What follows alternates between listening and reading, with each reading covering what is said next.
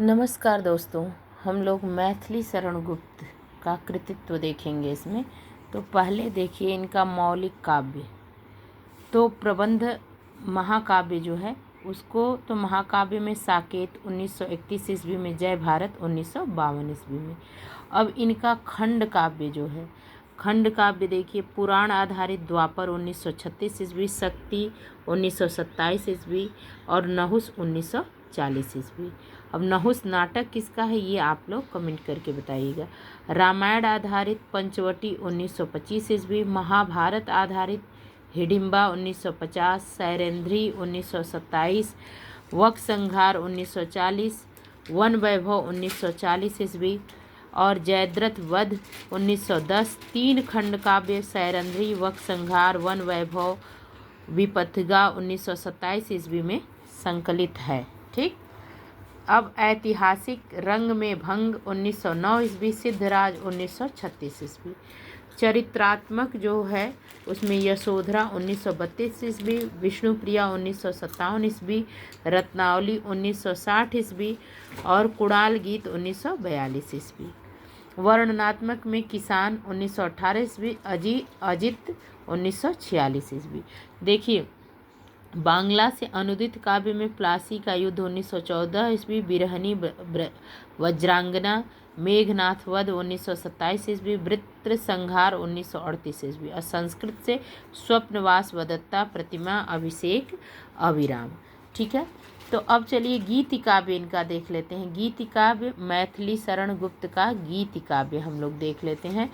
तो स्वदेश संगीत 1925 ईस्वी, झंकार 1929 ईस्वी, वैतालिक 1916 ईस्वी, अंजलि और अर्घ्य ये किसका है 1950 ईस्वी मैथिली शरण गुप्त का।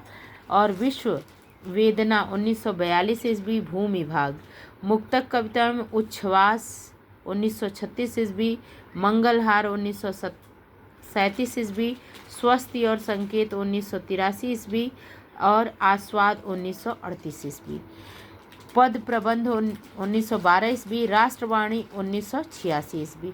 निबंध विवरण शैली में हिंदू 1925 ईस्वी, राजा प्रजा 1956 ईस्वी, भारत भारती 1912 ईस्वी। कथा आधारित निबंध काव्य पत्रावली 1916, विकट भट्ट 1928, गुरुकुल 1928, अर्जन और विसर्जन 1942, काबा और करबला 1946, प्रदक्षिणा 1950, कविश्री 1955, युद्ध 1950 ईस्वी और इनका पद्यनाट अनघ 1925 ईस्वी, पृथ्वीपुत्र 1950, जैनी 1950, दिवोदास 1950, लीला, तिलोत्तमा और चंद्रहास, अन्य में आर्य, ये इनका 1925 ईस्वी। कुछ बातें हैं जो देख लेते हैं हम लोग मैथिली शरण गुप्त के बारे में कि मैथिली शरण गुप्त की पहली कविता हेमंत 1905 ईस्वी में सरस्वती पत्रिका में प्रकाशित हुई।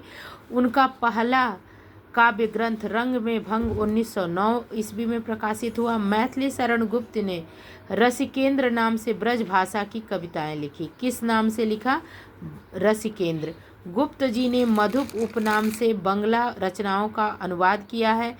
गुप्त जी की पहली महत्वपूर्ण काव्य कृति भारत भारती 1912 ईस्वी है, जो उनके यश का आधार है। गुप्त जी के संबंध में आचार्य रामचंद्र शुक्ल ने लिखा है कि पहल हिंदी प्रेमियों का सबसे अधिक ध्यान खींचने वाली पुस्तक भी यही है।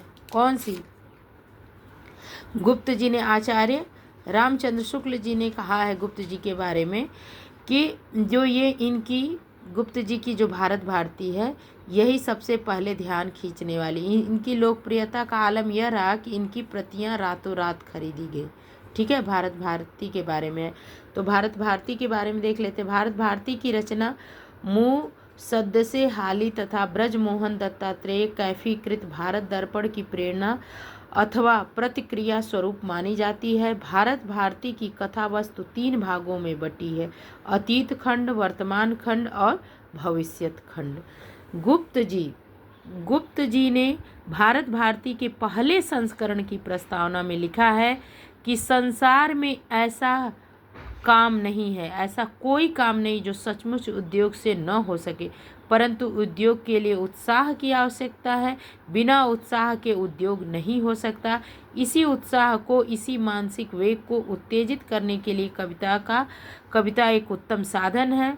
मेरा विश्वास है, गुप्त जी कहते, मेरा विश्वास है कि जब तक हमारी जो बुराइयों की तीव्र आलोचना न होगी, तब तक हमारा ध्यान उनको दूर करने की ओर समुचित रीति से आकृष्ट न होगा। भारत भारती के संबंध में बच्चन सिंह का कथन है कि डॉक्टर बच्चन सिंह लिखते हैं कि हिंदी भाषा भाषी क्षेत्र में इतने व्यापक स्तर पर राष्ट्रीय सांस्कृतिक चेतना जगाने का जो काम अकेले भारत भारती ने किया, उतना अन्य पुस्तकों में ने मिलकर भी नहीं किया। अब साकेत के बारे में देख लीजिए। मैथिली शरण गुप्त जी को साकेत लिखने की प्रेरणा 1908 ईस्वी में सरस्वती पत्रिका में महावीर प्रसाद द्विवेदी द्वारा छद्मनाम भुजंग भूषण भट्टाचार्य से लिखे।